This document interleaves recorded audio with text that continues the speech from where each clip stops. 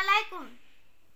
সাদা কাপড় পরিয়া খাটে মাইরে শুয়াইয়া তোমরা কই লইয়া যাইতাছ গো গ্রামবাসী, একটু দাঁড়াও মাইরে দেখি, একটু দাঁড়াও মাইরে দেখি ও গ্রামবাসী, একটু দাঁড়াও মাইরে দেখি।